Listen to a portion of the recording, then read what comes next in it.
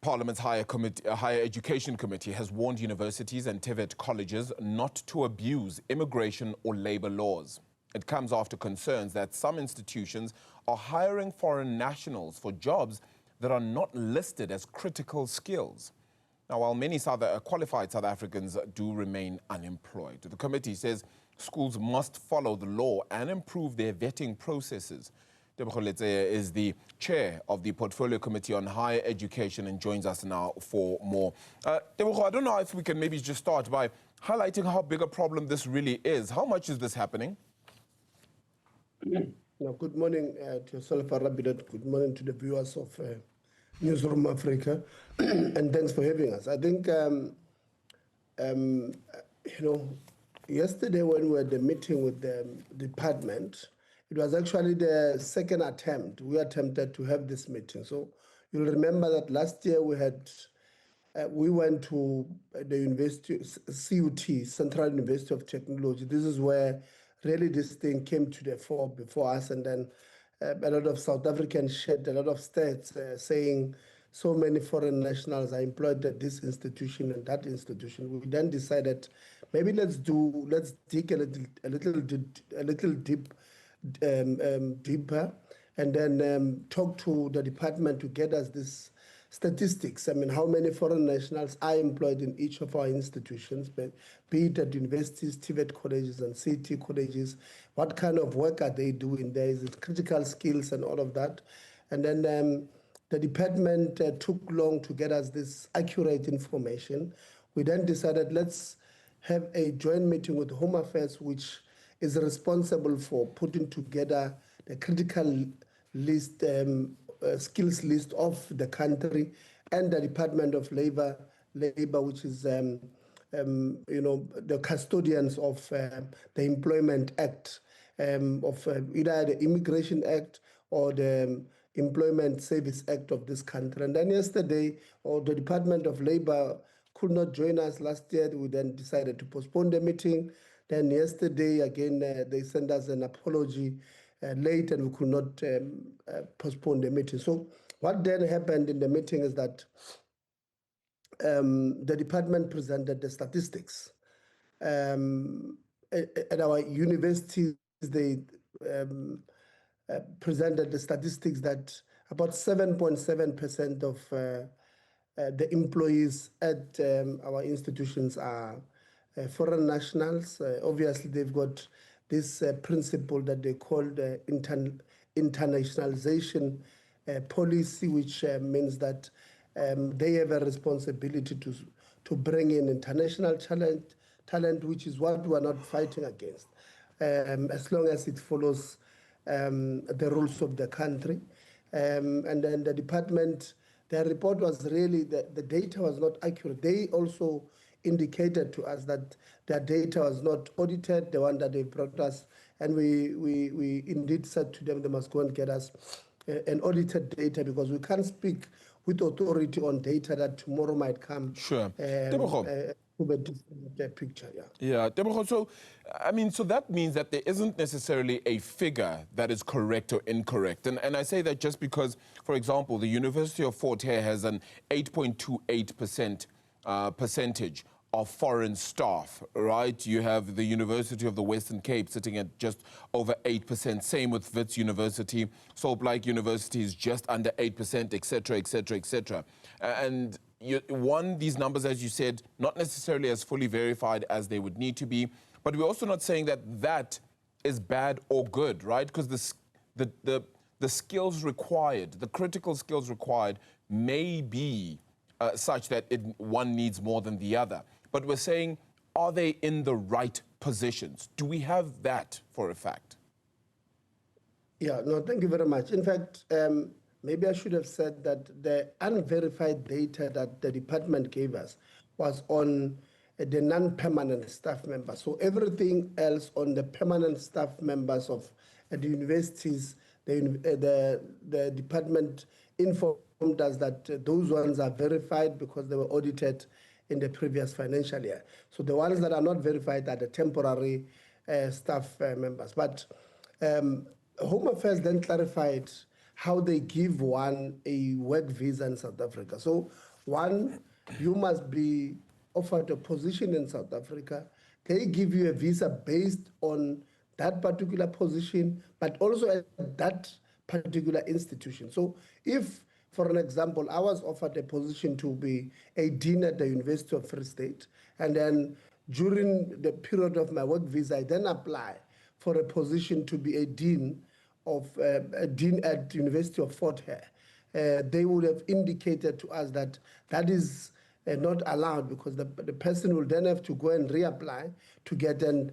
So when we ask the department, are we sure about those that are permanent and those that are temporary? If they followed this process, the department could not really inform us. I mean, the Department of Higher Education data collection is so bad, because, as for an example, they could not even understand a simple, difference between permanent residency and a naturalized South African.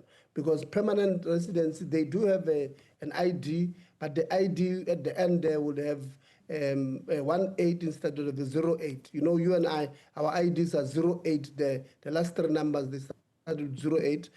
But if you are a permanent resident, it will mean 18. What is the difference? The difference will be that those with 18 don't vote, don't have the full rights as South Africans. They may have an ID, but they don't have the full rights. But those with the naturalized South Africans or foreigners will have a 08 number. What is the difference there in terms of employment? It will mean that those with 08 ID number, they have full rights as South Africans, and those without, they are not. Now, the department would then learned yesterday that there's a guy who was a principal here at the College of Cape Town.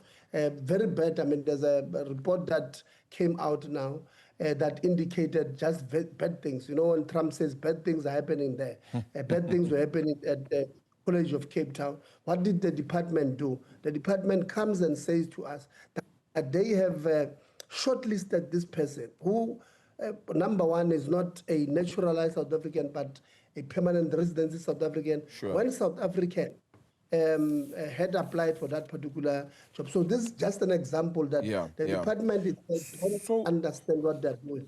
And we're going to follow up on that particular issue, because we've then informed them that if they don't do it well, we'll then have to open cases, because they are clearly fumbling on the Immigration Act. Tebogo, so that means this is going to be a very lengthy process, though, because it's a lengthy investigation, one, to find the credentials, to ensure that it isn't a critical skill or part of the critical skills measure, and that the university did or tried to make the best possible case to find that employee or the person in that slot elsewhere, particularly in South Africa, as you made note of. Are we saying then that the hiring practices overall of universities, of TVET colleges, etc., need to be re-looked at and applied more stringently? Indeed, that's what we are saying. In fact, we said how the Department of Home Affairs is giving out these work visas must also be re-looked at, because currently how they give a work visa is that as long as your skill that you have appears on the critical skill list, and you show that you have an offer, and then they give you the visa. But they don't follow up. They don't say, remember what the Act says, Section 8, subsection 2B of the Employment Service Act says, employers must satisfy themselves that there is no other South African who can do this particular job. So the Home Affairs was not following that particular. So we then said, with the Department of Employment and Labor, we must again reconvene within the next month or so and have this meeting. This meeting now must then say, okay, because you might find that there are doctors who are neurosurgeons, for an example, critical skill, but a hospital might be offering them position when there's a South African who can do that. Because remember, the critical skills list says only if there's no South African who can do this particular job. So we're going to have this particular meeting. We're going to we've asked the department to give us a more cleaner data within a month. On the 18th of March, they must submit it to us. And then after that, we'll then convene. And then we'll take that report, submit it to Parliament, and ask Parliament to have a proper discussion on it. Tebogo, unfortunately, I'm running out of time, so I only have this one more question, and I just have to ask this. I'd be remiss if I didn't, because it's still part of your portfolio. We still see students who are absolutely protesting around accommodation, around issues of not being given the right kind of inclusion into universities as they should. We're seeing these protests, whether it be NMU, whether it be UCT, etc. How exactly are we dealing with this? What are we doing? When we concluded our oversight visit in the Eastern Cape, this matter came up where university says to us they have 300 places for a particular course, but they give offers to 900 students. We said, it doesn't make sense. Why would you give 900 spaces to 300 students? And we found out that this thing actually is happening across, where you give offers, more offers than you can take to students. And then students accept, because your system can't pick up that you have reached, the quota. Then your system allows them to pay, and when they register, that's when the problem comes in. So that is the first part of the problem. And then we said the department with the universities must resolve that problem, come back to us for the next financial. We don't want to hear any more of that problem. Number two is the state of residences of where these kids are being placed. NSFAS people who accredited accommodation, they accredited very bad, substandard accommodation. And we then said to them, the result was that they must do an audit on all of them, and with the students, this time student leadership. And if they find something, they must report those, they must be unaccredited, number one. Number two, universities must probably be the ones who do accreditation, who do the first inspection, and NSFAS must come in at the later stage to check the report of a university if what they are seeing is what the university said. But also what we must warn students. Students tend to take money from private student accommodation to remove them from university-owned accommodation, which is an allegation that would have happened here at CPUT. Okay. There might have been students who took money from unethical business people in a private accommodation, and then they would have caused mayhem, because when the minister addressed that, we then found out that students were not really evicted. It was just students evicting others because they would have taken money from this unethical business. Well, it's certainly, it's a big story, and it's one that we're seeing continue. The academic year has started for universities, and still this problem is persisting. It's an annual one, so it needs to be tackled thoroughly, and we're hoping to get some answers and solutions to it, and some visible ones that we, of course, see on the ground as well. Tebogo, thank you so much for the time. Appreciate it.